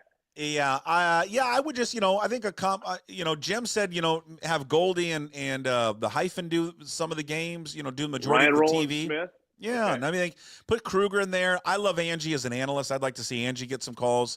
They're doing the baseball analyst role. Maybe throw Brad in there on some TV games. I mean, he doesn't work at all, and he earns a big salary, and he needs to work more. And his hair looks good. His hair looks good. Always perfect. So throw Brad in there, and then the radio side up, you got Riz, and I don't know how much longer Riz is going to do it. Gary Hill is a fabulous broadcaster. I'm not just saying that because he's a proud graduate of the Murrow School of Communication, but I will advocate for Gary Hill to get more games on the radio because I just think he's fabulous at what he does. And Puck, when he and Goldie do games together on the radio, it's perfect. They're so good together. Gary Hill is very good, and he's a person I need to get to know because I just don't know Gary that well. And I want to this year, 2025, I'm gonna. One of my small goals, get to know Gary Hill a little bit more because I that's your New Year's resolution? Yeah, it's one of them. I mean, I do think he is fascinating. I do love listening to him. I think he does a great job. Yeah. And I don't know what the situation with Blowers is. I know he missed some time, last year. So maybe Blowers comes back. I hope he comes back. And but yeah, I don't know. Someone's asking what's his situation. I'm not sure. So all right, we got Huskies tonight. Apparently, it's a Warcraft game against UCLA. Yeah. Dorks. I don't know what that means. Yeah. I mean, is that like a video game thing? Yeah, it's a video game. Okay, it's not Mike Tyson Punch-Out, Puck. It's no Mike Tyson Punch-Out. But you segue, Puck, you mentioned the Huskies. You're wearing the Cougs hat, and I'm going to strike a nerve. America's team. I'm going to strike a nerve with America's team. All right, I'm just going to say it. I have to say it because I live it, Puck. I'm a proud PLU Lou. So you could say I'm Switzerland when it comes to the Cougars and the Huskies. I'm excited for both of them. I have a lot of Cougar friends. I have a lot of Husky friends. I had a daughter that went to Wazoo for a little while. I had a scholarship offer to Wazoo. I've got relatives that went to Wazoo. I have a big brother that went to UW, was the student body president there, was the head of the alumni. So I've got a lot of friends and family on both sides of this one, Puck. And recently, Puck, I've been noticing this. I feel like it's a bad trend. A lot of the Cougar friends of mine are coming up to me, and they just keep saying this. I bet you the Huskies feel bad about leaving the Pac-12. And I'm like, maybe. Huskies down 11 against SPU. I bet you they feel bad about leaving the Pac-12. And then it just – this is not from one or two. This is from like 20 to 25 different Cougar fans. And you know what I'm not getting, Puck, is I'm not getting UW saying, hey, you know, what do you think about Wazoo? Hey, you know. So here's the thing. It's the relationship it's divorced, okay? You got one member of the relationship, hey, Chris, have you seen how's she looking? Is she doing okay? Is she dating anybody? You know, I'm a little worried that she's with that guy now. And meanwhile, you got the gal that doesn't mention him at all. So what I'm saying to Cougar fans, stop worrying. Stop worrying about the Huskies. Enjoy your success. Enjoy your success. Don't waste your time worrying about the Huskies leaving the Pac-12. Savor the victory. Savor your football team. Savor your basketball team. You're too worried about the purple and the gold. Let them worry about themselves, Cougar Nation. Let them worry about themselves. We are fired up for where we're at, but we're also taking great joy in their demise. You can have it both. Yeah, no. That's what's wrong right now. No. They're too worried about everybody else. No. Enjoy your success. We are enjoying our success, but the thing that it's just the icing on top of the success this year is watching them complain about 9 a.m. kickoffs, watching them and listening to them complain about traveling. What about the kids? You fucking signed up for it. You signed up for it. This is what you get. You get all of it. I want them to wear it all year long. And I love the complaining. I love all the complaining every week. Oh, God, poor Jed Fish. He didn't have his own players and the portal and boo-hoo. This is what you wanted. You got what you asked for. You're not going to be down probably forever. I was pulling like hell for SPU. I damn near signed up for the stupid Big Ten stream just to see him lose. And but I didn't do it. I want him to burn in hell. Did you think about that, Puckett, during that game? Because I was watching it at King 5. I was anchoring that night. How did you watch it? You guys signed up for it? Yeah, we have it at King 5. Okay. We got all these satellite. We've got satellite dishes here, there. You know, they're bringing things in. So I'm watching the game. And SPU, by the way, credit to this, they lost a lot of their good players, including my new son-in-law, who's now playing at Point Loma. He was a SBU Falcon, right. Zach Paulson. And I think they lost their point guard, and their leading scorer is now playing in Europe. They were 0-3, but, you know, they credit this team to go into the UW up 11 at halftime. Puckett, how many UW boosters right there? Like, how much money have we paid I'd like to know the booster that watched that game who had to fork over $3 million for that one dude going, what did we pay him $3 million for? Yeah. Well, there's a couple other players in there that are making some pretty good money as well in that UW roster. Yeah, so. No. I want him to. You know what? You don't get it. You know, who's your big rival at PLU? Well, the UPS Loggers. Okay, the Loggers. You want the Loggers to lose at everything. I want them to lose you know what? at everything. That's not the Frosty way, Puck. That's not the Frosty way. That's not the Frosty way. Worry about yourself. Look yourself in the mirror. Look in the mirror, take care of yourself. Hey, listen, this is our greatest year. We're having great success. Yeah. You know, it's wonderful. And to watch them struggle and lose and then make all the excuses, it's just, for Cougar fans, you got to understand this is the greatest football season ever. It's wonderful. We're going to revel in it. And you know what? We should revel in it and not be talked down to by a TV anchor. No. Okay. Well, I'm just saying, I'm not trying to talk you down. I'm just saying you can enjoy it more if you spend less time worrying about. I'm enjoying worrying about the other. I'm enjoying it plenty. I mean, like I said, I was moments away from clicking on signing up for that stupid Big Ten stream just to see it. Hell, I even flipped on the app to listen on the radio to see, God, if this goes the way it's going. I want to hear old J-Ham. I can't believe we just lost to a D2 school.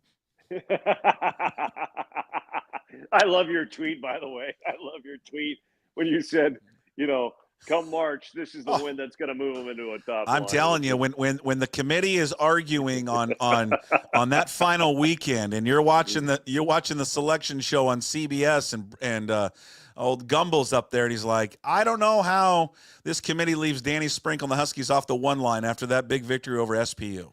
Yeah. Oh man, Puck, I throw Fridays at you because I throw a lot of questions and concerns. I just threw a concern out about Coug fans. You don't seem concerned, so that's fine. Continue to What concerned about what? I'll tell you what I'm concerned about. I'm concerned about tomorrow. That scares the shit out of me. That game tomorrow. Yeah, I'm not worried about that one. I'm moving on with tonight. Okay. The focus is tonight, and the high school state playoffs begin tonight. 16 teams left in 4A, 3A, 2A. By the way, the podcast earlier this week, on PuckSports. If you missed it, a great preview with Manley and Todd Millis. They know their sports well. Got a lot of great reviews across the high school world. But my question to you, Puck, on this one is I've run into about 3 or 4 teams since then where I've gone to practice, did some interviews, and they've gone with the old, we're in state, so let's bleach our hair blonde. Oh. I don't get it. Can somebody explain this to me?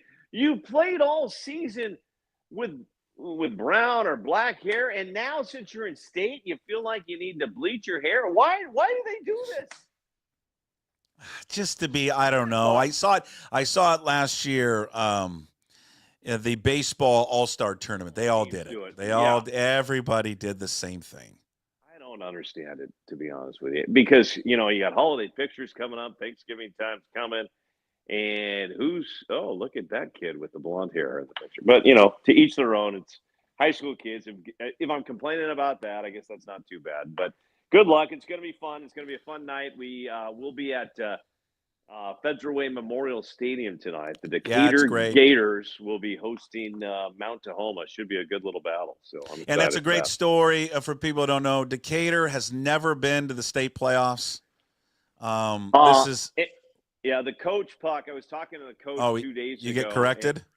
No, 100% correct. They have not been to the state playoffs. And to take it a step further, he took his senior class into the gym last February. So they would have been juniors last year getting ready, for weights and things like that. He took them into the gym at Decatur High School, and he had them look up into the rafters. And Decatur has every sport up on the gym. And there's a big football banner, and it has their league championships. And football was the only sport that didn't have one single year up on the banner. Yeah. So basically, they'd never won a league championship. And he said, let's change that. Let's make some history. And sure enough, they found a way. They won the league title. They're 10-0.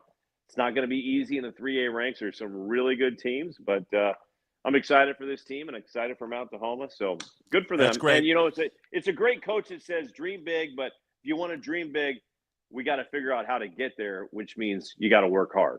So, and they have. So. It's a great story. The old SPSL Decatur was in our division, Kent Ridge. We are KR, and they're always good at basketball. Never good at football. But it's if you want to go catch up, the high school football playoff preview show. Myself, Chris Egan, John Manley of the TNT, and then Todd Millis, the scorebooklive.wa. Go check it out. It's those 3 guys. I said it during the show that we did. It's up on all the platforms, YouTube, Apple, Spotify, PuckSports.com. These guys are so knowledgeable about all these teams. I mean, we covered it all. 4A, 3A, okay, which was primarily what we went, and then we did 2A, and then when it gets to 1A, 2B, and 1B, we kind of boxed out for Todd Millis. And Todd, broke this down better than anyone. He just knows everything about it. And so if you are a fan, he starts throwing out players' names from Nia Bay. I'm like, it's remarkable. I'm not going to say a word here. He's so knowledgeable. He's so good, and it's just a fun watch and fun listen. We all 4 of us love high school sports, and Chris, you've been covering it all the time, every single week for years and years and years. And Todd and John just continue to carry the torch for high school coverage in this area. John just killing it for the Tacoma News Tribune. Go subscribe if you haven't. Well, and I'm going to say that, Puck, right there. A lot of people sit there and complain. They'll come up to me, Egan, King 5's the only TV station covering it. And I'm like, okay, back to my sentiments about the Cougs and the Huskies. All I can worry about is King 5. I can't worry about the other stations right now, so I'm not going to worry about them. I'm going to focus on King 5 covering. But you have a lot of parents out there, and businesses saying, Egan, we need more positive on the air. We need more positive in the newspapers. Well, you know what you need to do is support people like Todd and John so they can continue to do that. So don't try to go rip off John Manley. Just subscribe and help him out, because that will help get more positive out there. So you don't have to sit there and read about a shooting, a teen shooting, a teen going to jail. You can read John Manley's article about a teen from Enumclaw helping upset number 8 Kennewick. You know that. So you have to go out there and support the people that are covering these events. And John and Todd are two of the best in the best in the Pacific Northwest. So tell me about your before you go, your Safeway adventure. You're like my son. You and my 11-year-old son are the same. You have a love affair for chicken tenders. Yes. So my wife's, we usually try to get to Safeway on Monday for Cheap Chicken Monday, and we load up with his chicken tenders for the week.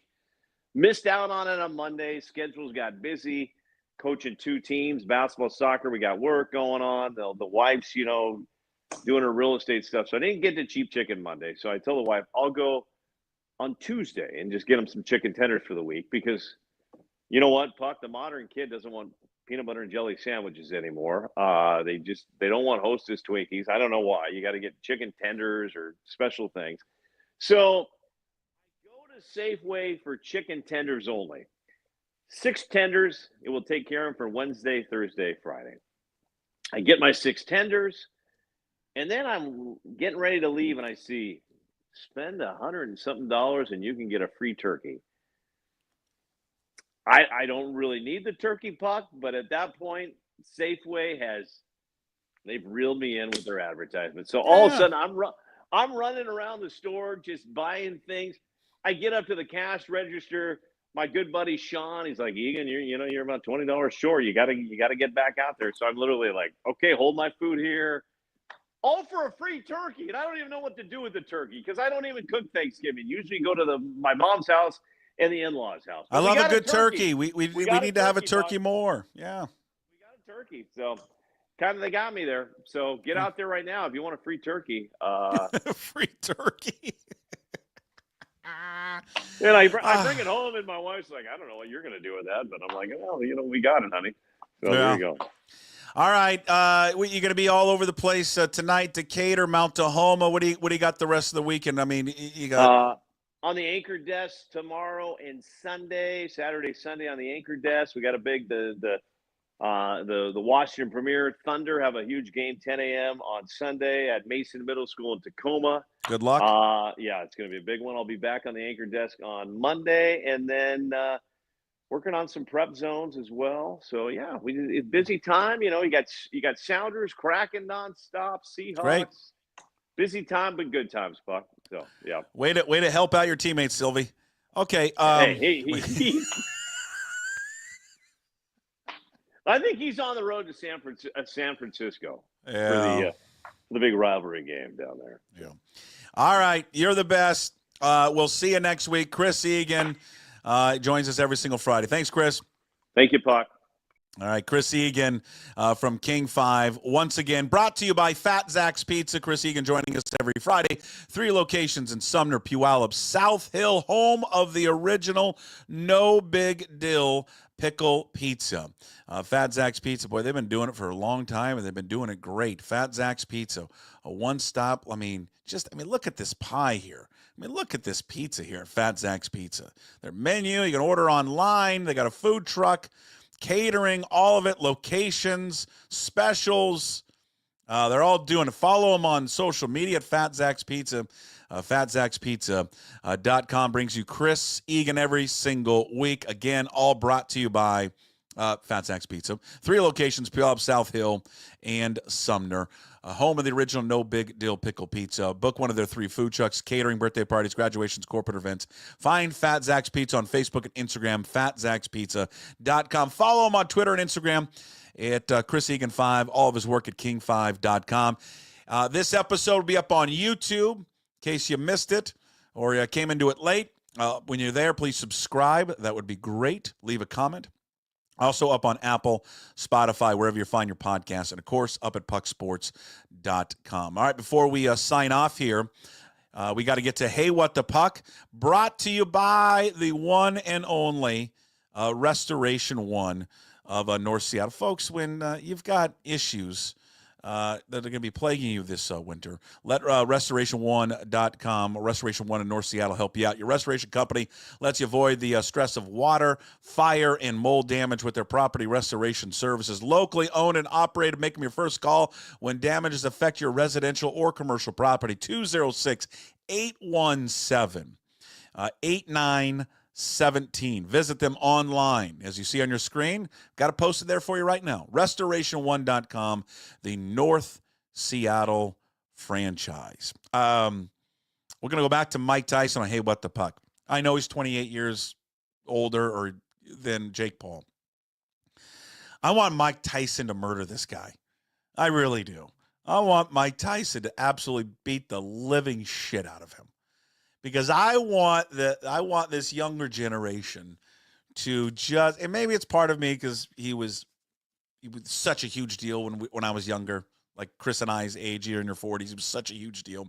I want people to realize just what a badass Mike Tyson was. Just a feared individual. He was the most feared boxer we've ever seen, ever. Never seen anybody else more feared than Mike Tyson when he went into the ring. I mean, you saw guys, just petrified, scared out of their mind when he stepped into the ring. Could have been the greatest of all time. Things didn't go sideways for him. I miss boxing. I really do. I was a huge boxing fan as a kid. And, later as I grew up, I missed the big fights. Even it ended quickly. I miss Tyson and Spinks, Tyson and Holyfield. Miss watching George Foreman fight. I miss Tommy Hitman Hearns. I missed Sugar Ray. I used to love Sugar Ray. And one of my favorite matches ever is watching Sugar Ray against Marvin Hagler. That was a great match. I miss Tom Lampley. I miss what was his name? Merchant.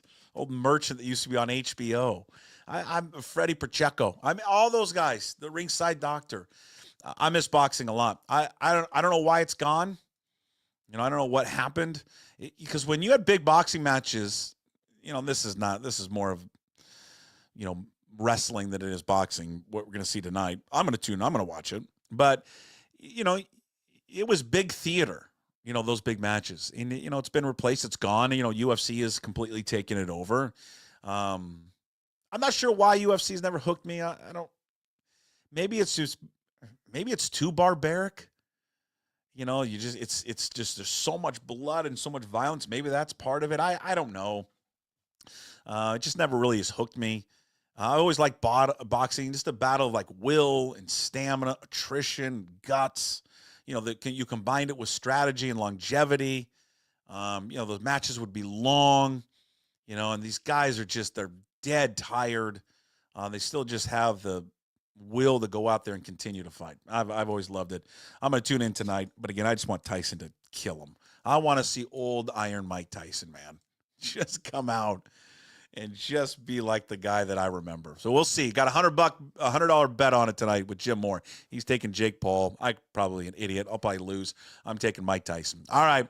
That is Hey What the Puck, brought to you by Restoration One there of North Seattle. Your restoration company lets you avoid the stress of water, fire, mold damage.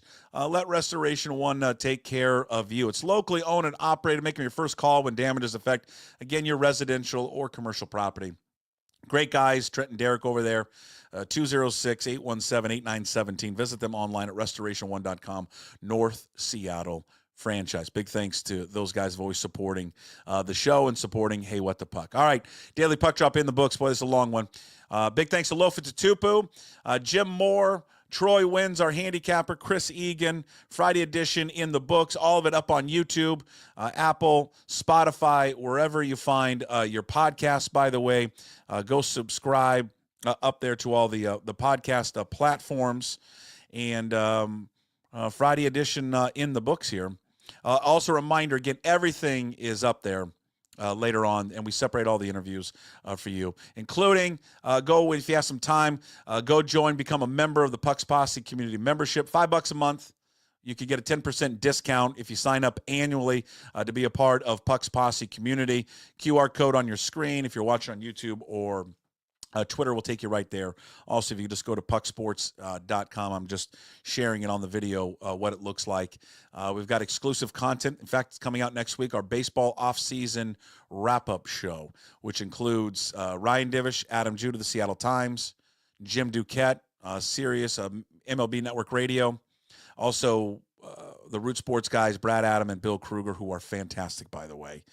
All of it will be coming out next week, exclusive to members of the Pucks Posse community membership. Go sign up today and join if you have not yet done so. All right. Appreciate it. Again, daily puck drop every single day, 10 a.m. Content all comes out around 1 o'clock in case you missed it. I think I've covered everything. That's about it. All right, everybody, enjoy your weekend. We'll see you on Monday. As always, we promise to be better. No shoes, no ties. Would anybody like to smoke some pot? Yeah. I was born to love you. I was born to lick your face. I was born to rob you. But you were born to rub me first. What do you need my address for?